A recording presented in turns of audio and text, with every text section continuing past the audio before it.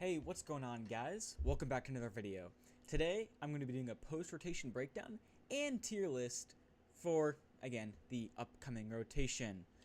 So, what exactly is rotation? So, on April 11th, the most recent, or the last block that was in the format, which is F block, is rotating out of the standard format, which means none of those cards are able to play anymore in standard.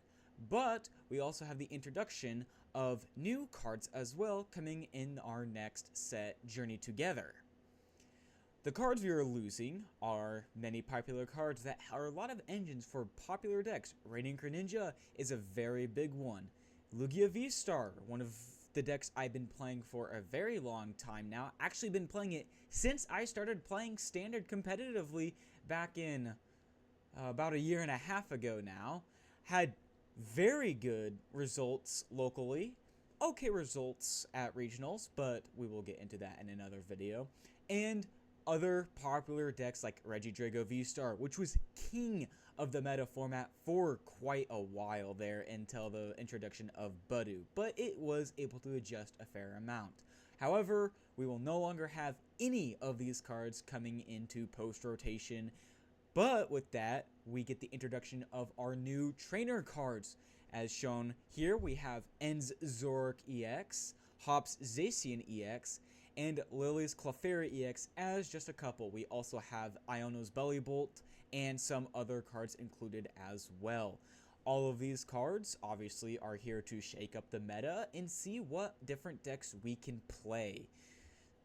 Going into a bit of details here, I believe one of the strongest cards from this new set will be En's Zoroark EX because of the tradability, which says once during your turn, you must discard a card from your hand. If you do, draw 2 cards. And similar fashion, much like the Zoroark GX, which was in format a couple years ago when we still had GX Pokemon.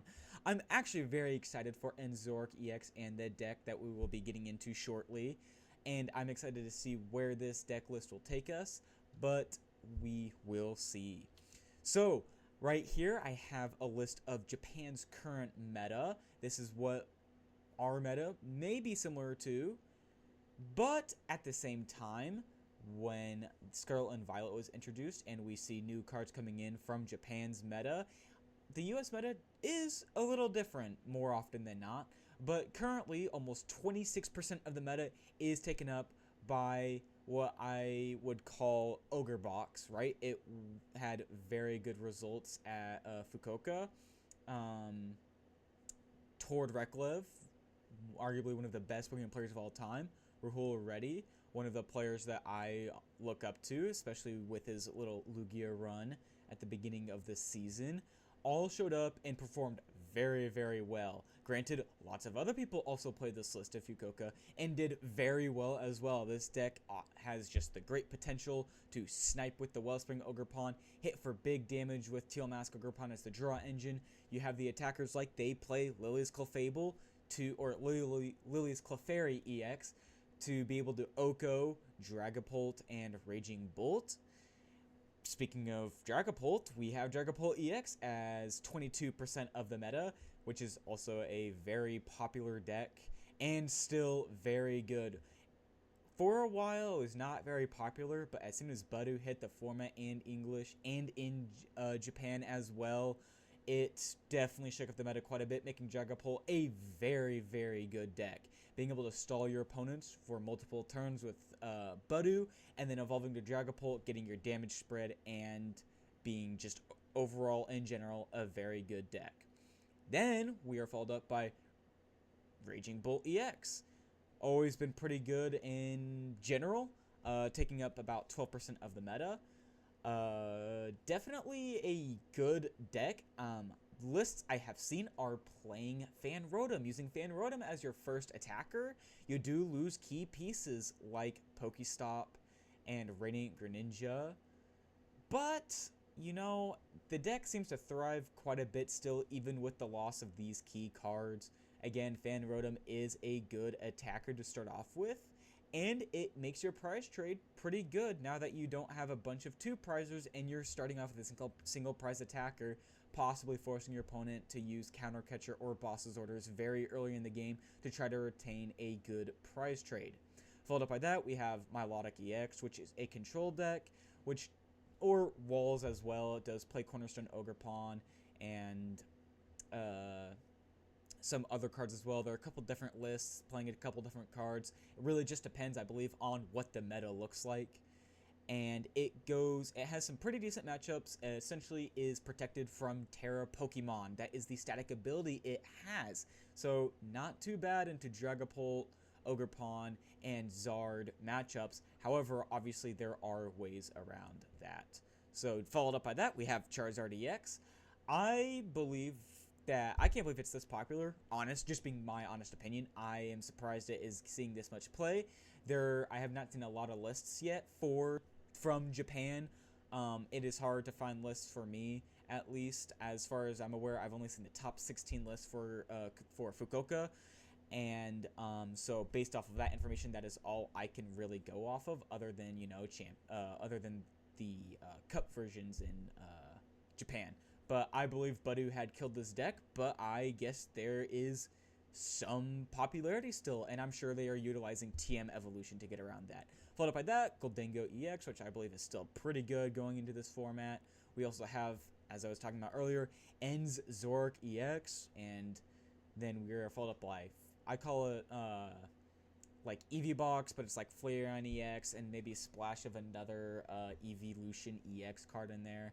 Then we have Guardy and Feraligatr, which I will also get a bit into more when I have the tier list next. But Feraligatr also seems very popular and, in my opinion, very good going into this next format. And we have Blissey with Stall or Pikachu, or like you can play a bunch of different cards. Monkey Dory. There are a lot of cards that go into Blissey, but Blissey seeing a bit of play.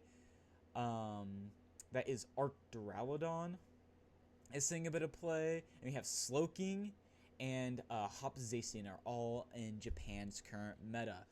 So then we've got my thoughts on what the US meta will look like post rotation. I want you guys to keep in mind that this is not obviously a full list of all the possible decks that could be played. These are just a couple of them.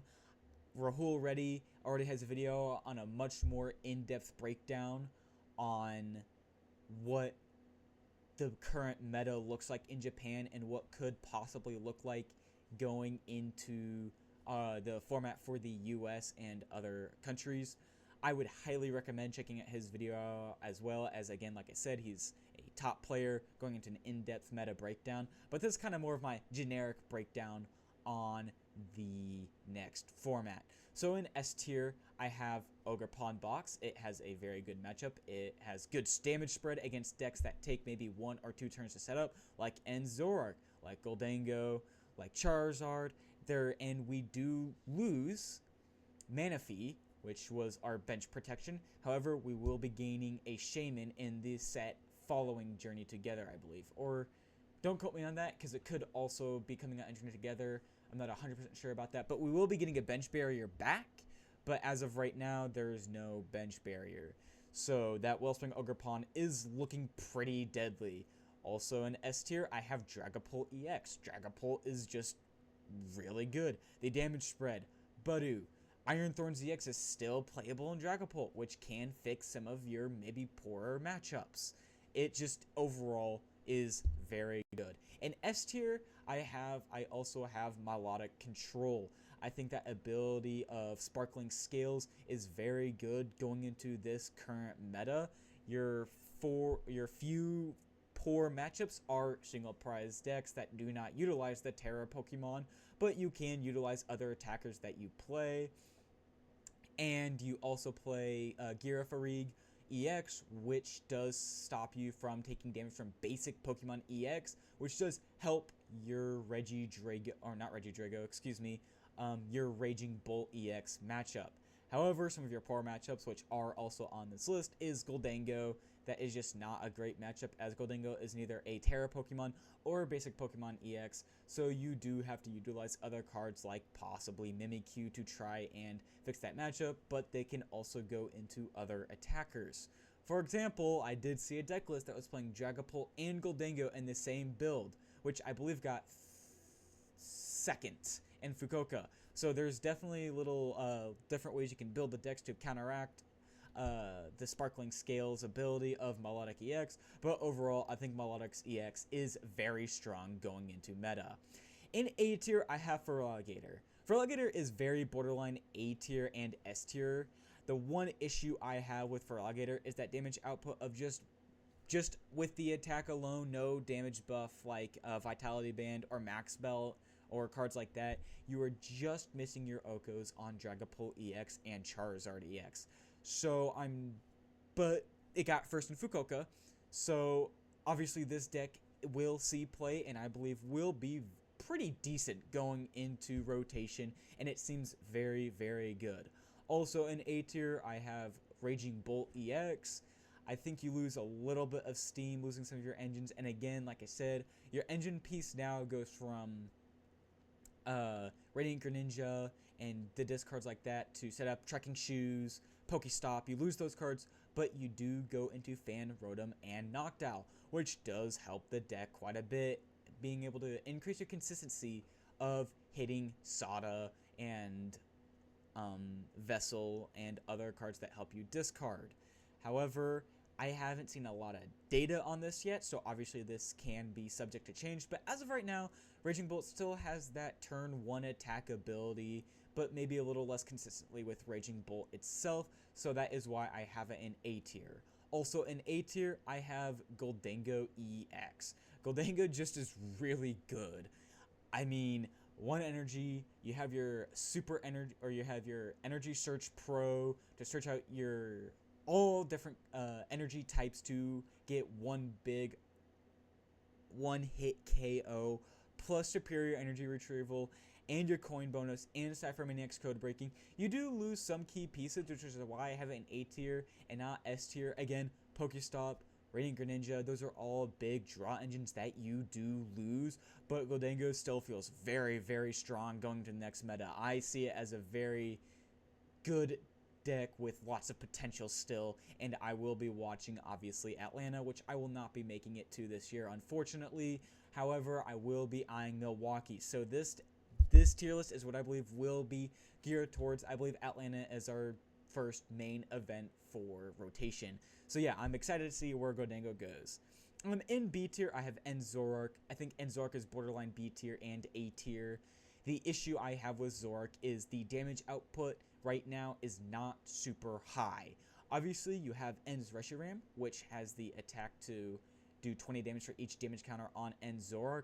But as of right now, other than that, Zorark does like to play a little bit behind, which can feel a little bit bad and could set up potential locks with, you know, Badu and or Melodic and other cards like that, so you do have to be careful. However, I think that, again, I think the deck is borderline B tier and or A tier. We did see one deck list make top 16 in Japan's most recent Champions League, so we will see where it goes from there. I do have faith in this deck. I have been doing some IRL play testing with it, and it feels good, but definitely, again, the power level and damage output is a little lackluster right now, which is why I have it in B tier. But again, it could possibly be in A tier. Also in B tier, I have Charizard EX. Charizard EX still seems good, you just have to play it differently. Badu does very much hurt, very much doesn't make a lot of sense. Badu does hurt Charizard EX. Obviously, candy is, you can't use rare candy to evolve your Charmander into Charizard EX if you are Badu locked, or in other words, item locked. So you have to go into an Arven, which already was Arven heavy, but you go into a Team Evolution heavy build, which is still very good and actually, I believe, can increase the consistency just a bit of Charizard. Now, I have seen two ways this deck is played. One is the classic Pidgeot EX engine, being able to quick search a deck for a card and put it in your hand, which is very, very powerful late game. But I do believe Dun Sparse is also being used with its runaway draw ability to draw 3 cards and then shuffle the Dun Sparse back into your deck. I think B tier is accurate because no matter what, Charizard's damage output, especially in the end game, is very, very powerful. it is still a huge attacker. 330 HP is still a lot of damage and still has good matchups, but that item lock from Budu, I think, hurts it just a little bit. I think Charizard EX is also borderline A tier and B tier. Charizard EX and Goldango, I think, could possibly be swapped or right in that mid tier right there. But overall, I think Charizard in B tier sounds about right for now. In C tier, I'm starting off with Hop Zacian EX. I have seen almost no data on this. With Fukuoka, we didn't see anything make top 16 with it. And right now, again, like I said, not a lot of data. Again, I would recommend watching Rahul's video as he was there playing in Fukuoka and obviously did some testing and first-hand experience with it. I believe he also put Hobbs Zacian in C tier. It's just the kind of, from what I've seen and from what few lists I have seen, the draw engine, there's just not a lot of draw engines. So Iono is a very, very dangerous card for this deck. It seems like if you get Iono to 1 and then KO'd, especially with like Blood Moon Ursaluna hits for KO, just kind of can put you in a like dangerous situation that you may not be able to get out of, especially with only one card in hand, and as of right now, not a huge or known draw engine. Again, we will see what the meta brings, but right now, I am not convinced with Hops Zacian. Also in C tier is Ceruledge EX. It's very mainstream, just one option. I just think overall Raging Bull is more consistent and better. A lot of lists play item heavy, which again to Budu slows down your roll quite a bit, which can give your opponent time to set up their Pokemon. Overall, Ceruledge EX I think still needs a bit of work. Also, Ceruledge just kind of has a bad matchup into Enzork because of the Darmanitan, which does 30 damage for each energy in your opponent's discard pile. So actually has a higher higher damage output than Ceruledge EX. So that just kind of feels bad, and overall, I just think the deck is going to be pretty mid-tier, so that's why I put it in C tier. Also in C tier is the Slowking Seek Inspiration. This deck is interesting. One deck, as far as I'm aware, made it onto stream in the Champions League and did very well. The scary thing about this deck is the ability to get Kyurem on top of your deck and then swing and board wipe your opponent. However, the issue is that if your opponent gets set up, there is no board wipe done. So you have to utilize Budu, and I believe the list played 2 Budu to increase that consistency of seeing Budu to slow your opponents down long enough to possibly get that Kyurem set up. There are a few other attackers as well, I believe, as Carbonable can one-hit KO for 250, and other cards like that. But overall, the deck is pretty hit or miss. You use Zadu to accelerate your energy and draw cards, but you kind of just lose to stadium bumps and whatnot. So it seems the consistency there is a little bit work. But I am actually excited to see where this deck goes, because I believe it could possibly have a very good setup. But until then, we will see. In D tier, I have EV Box and or Flareon EX, or whatever you like to call it. The deck seems okay. You get your energy acceleration, that's cool. You have 280, that swings for quite a bit, but that's not Okoing, Zard, or Dragapult EX, which are going to be probably more popular than Flareon. You obviously can utilize other EXs, but much like Hop Zacian, I believe you just kind of lose to hand disruption, such as Iono. You don't really play cards outside of like Pheasantipity to increase your draw engine because you're playing Hoot Hoot and Knockdown instead. So like it seems like 1 or 2 Ionos just kind of kills your chances of playing out of a sticky situation, which is why I put it in D tier. And again, I'm not real impressed with it, but you know, given time, we will see. But right now, I just don't think it's very good. Also in D tier is Gardevoir EX. Unfortunately, when this deck has been a powerhouse for a while, but losing the Curlier Refinement engine just hurts the deck, in my opinion, just too much. Being able to discard draw 2, getting those, it was your most efficient way to get your energy in discard pile. Also, Braiding Greninja also rotates, which is also a very efficient way to get your energy in discard pile. So I've seen lists playing Brilliant Blender, and playing Brilliant Blender to get your energy in discard pile just feels bad. Having to play Brilliant Blender over Prime Catcher or Unfair Stamp just doesn't cut it anymore, and I think right now it just will not have a big impact on the meta, as at least right now. We may get a new engine. I have heard ideas of playing the End Zork with Gardevoir, which is not a bad idea to use that tradability, but it is a 2-prizer, so it does feel a little bit bad. But that's all I have for this video. This is kind of a brief overview on my thoughts. Obviously, you know, this is my opinion. Do not take this as fact. Obviously, people can disagree with me, but I think this is a pretty accurate representation of what our meta will look like and what our tiers will look like. So I hope you guys enjoyed this video. If you did, don't forget to leave a like and subscribe, and I'll see you all next time.